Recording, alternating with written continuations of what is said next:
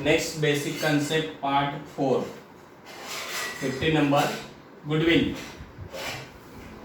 अभी गुडविल के बारे में देखते। गुडविल यानी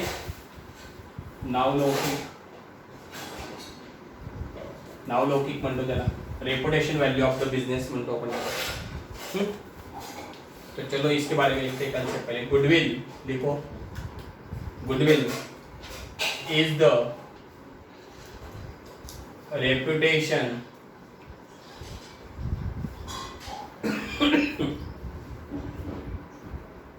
of the business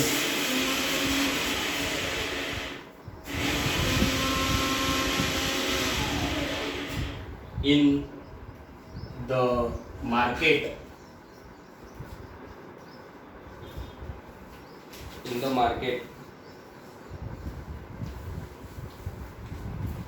comma valued in term of money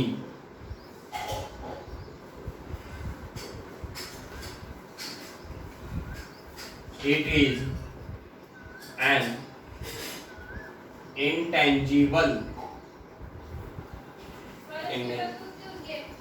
asset. It is an intangible asset.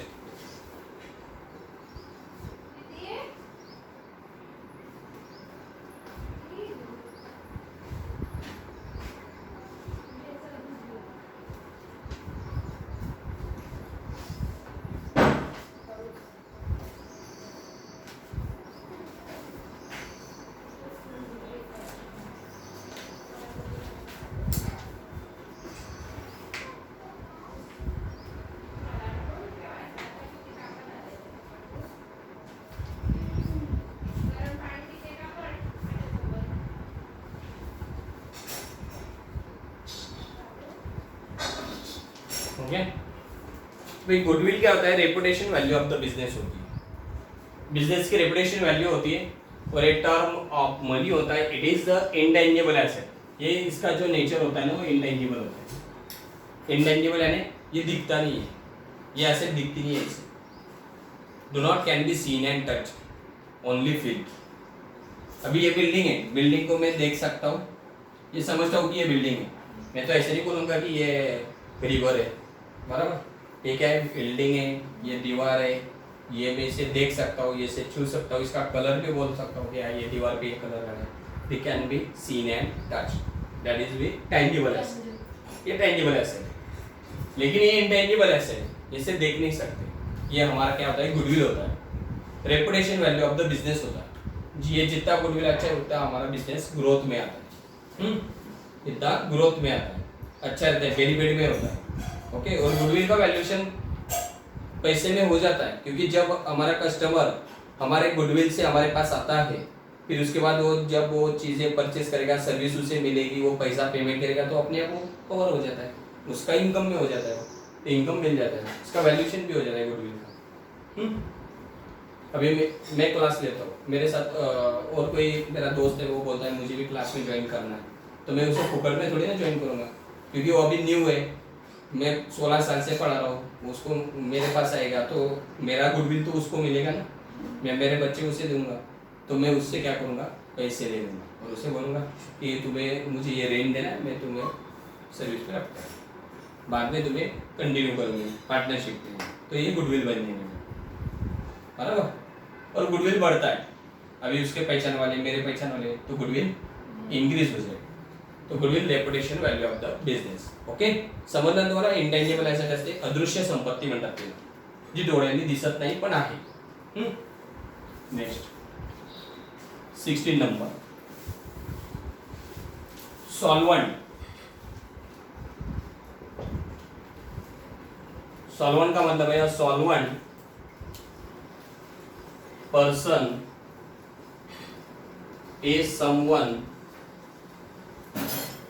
who is financially sound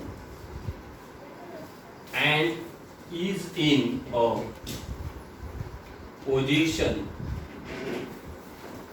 to pay off all his debts, उसके जितने भी कर्जे डेब्ट्स है वो सब आराम से पेमेंट कर सकता है। उसकी फाइनेंशियल कंडीशन अच्छी है, फाइनेंशियल पोजीशन अच्छी है, वो आराम से उसके जितने भी खर्चे फाइनेंशियल ये जो उसके position of the day of all his debts, उसके जितने भी कर्जे जिसका भी पेमेंट करना है वो सब आराम से पेमेंट कर सकता है, उसे सॉल्वेंट कहते हैं। यानी वो बेनिफिट में, वो प्रॉफिट में, उसका बिजनेस अच्छा चल रहा है। नेक्स्ट 70 नंबर, इसके उल्टा करेंगे अभी इंसॉल्वेंट। इंसॉल्वेंट का है an insolvent person is someone who is not in a position to pay off his total debts from his asset and who is not in a financially sound position।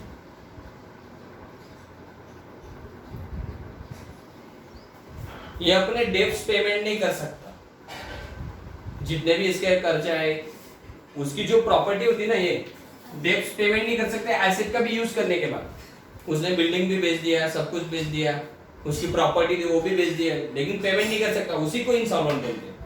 यानी financial condition उसकी बहुत week है, यानी उसके पास जितना भी था वो सब बेचने के बाद भी पेमेंट नहीं कर सकता है, वो इंसॉल्वेंट है। Okay,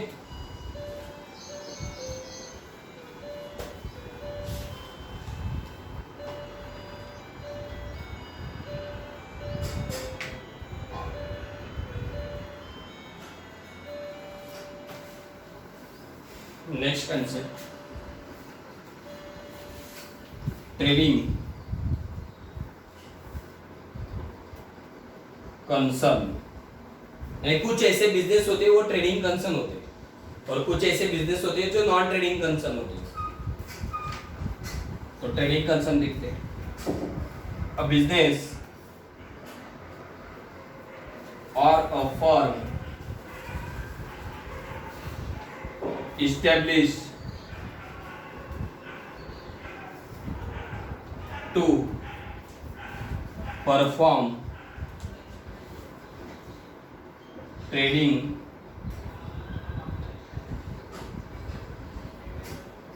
activities, comma, which the objective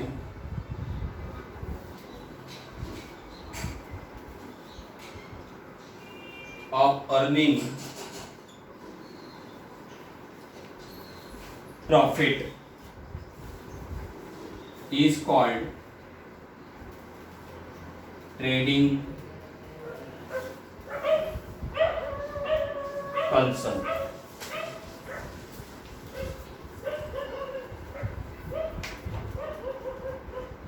trading concern बोलता है, यानी कुछ ऐसे बिजनेस होते हैं ना, आपको एग्जांपल में ऐसा लिखा होगा, prepare the date dash account in the books of date dash trading concern. तो इसका मतलब है तो बिजनेस और फर्म इस्टेब्लिश टू प्रॉफिट, हाँ, परफॉर्म ट्रेडिंग एक्टिविटीज। इसका जो परफॉर्मेंस होता है वो ट्रेडिंग एक्टिविटीज से ही होता है।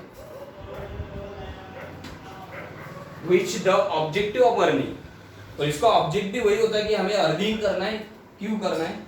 हमें प्रॉफिट कमाना है, इसलिए ट्रेडिंग कंसर्न।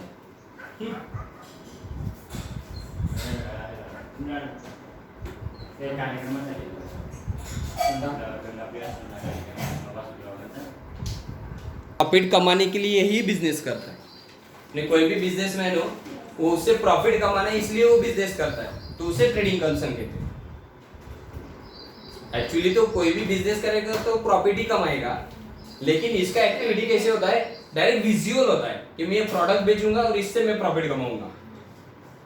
इसका डायरेक्ट विजुअल होता है, ये सीधा सामने आके बात करता है कि मेरा ऑब्जेक्टिव प्रॉफिट कमाना है। ये डायरेक्ट बोलेगा मेरा जो म्हणजे माझं जे उद्देश आहे तो प्रॉफिट कमवण्याचा आहे, म्हणून मी हे तुम्हाला विकायला देतो आहे, तुम्ही बघा माझा उद्देशच तो आहे, मला प्रॉफिट कमवायचं आहे आणि प्रॉफिट कमवायचं, that is profit will be no limit. Profit असतो 10 प्रॉफिट है कैसे है? अभी जैसे अभी ये लॉकडाउन लग गया, लॉकडाउन के बीच में अभी कुछ चीजें ऐसी थी जो 100 रुपीज की थी, अभी 200 में बन गई, बराबर।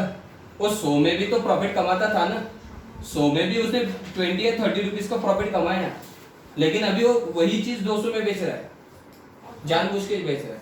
उसकी प्राइस भी नहीं बढ़ी, उसका एक्सपेंडिचर भी नहीं बढ़ा है। ऐसा भी नहीं हुआ है कि वो चीज बनाने के लिए, प्रोडक्ट करने के लिए एक्सपेंडिचर हुए, ऐसा भी नहीं हुआ है। कुछ ऐसे चीजें, तो उसका ट्रेडिंग कंसर्न है, इसलिए उसने वो एक्टिविटी है ना उसकी, इसीलिए उसने वो प्रॉफिट भी नहीं, इसी को ट्रेडिंग कंसर्न है। Okay,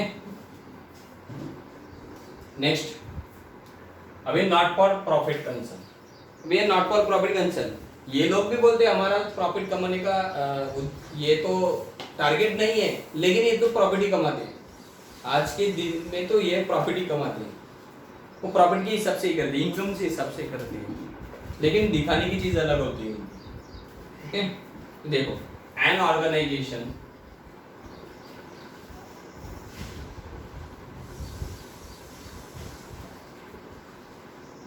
which is established for rendering services to the society and does not operate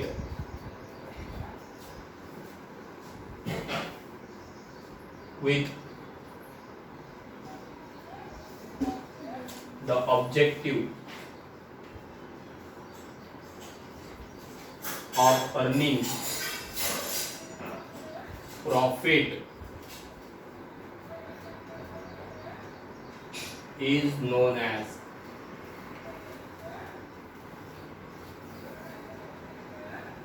not for profit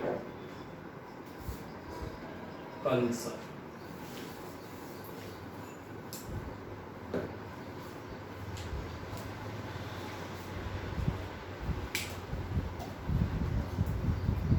ये लोग कैसे बोलते हैं, ये नॉट फॉर प्रॉफिट कंसर्न में इनका organisation which establish the rendering services, ये क्या प्रोव्हाइड करते, सर्व्हिस प्रोव्हाइड करते, म्हणजे हे सर्व्हिस देतात आपल्याला, हॉस्पिटल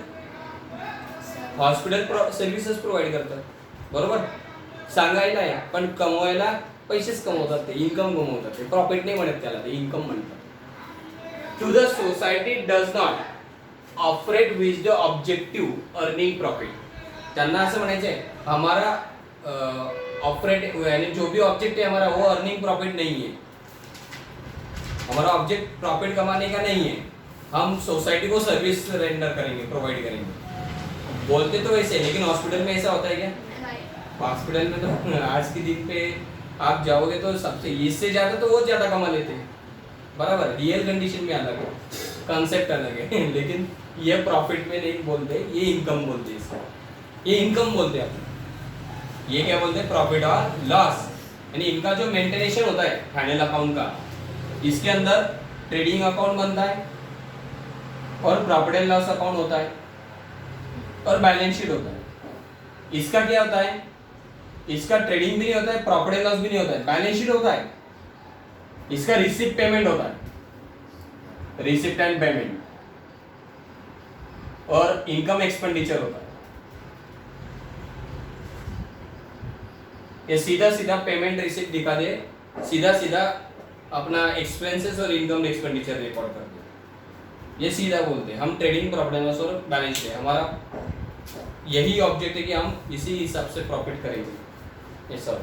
यानी इनके अकाउंट बनाने की टेक्निक अलग होती है, इनकी अलग होती है। ओके, आपको है 12th स्टैंडर्ड में अभी नॉट फॉर प्रॉफिट कंसर्न का ये चैप्टर है, इसके अंदर ये सब सॉल्व करना है, ये सब सॉल्व करने हैं। फाइनल अकाउंट जैसे ही ये तो है ऑलरेडी, फाइनल अकाउंट है ऑलरेडी, यानी दोनों भी अपने 12th स्टैंडर्ड में। यहाँ पे कंसेप्ट पढ़ा आपने, वहाँ पे पूरा चैप्टर पढ़ना है, पहले 2 चैप्टर वही है अपने। ओके, तो ये कंसेप्ट हो गया, हमारी पार्ट 4 कंप्लीट हो गया। अभी कल पार्ट 5 पढ़ेंगे, उसके अंदर फिक्स एसेट और करंट लायबिलिटी और उसके बारे में, तो यानी हमारी कंसेप्ट क्लियर हो जाएंगे।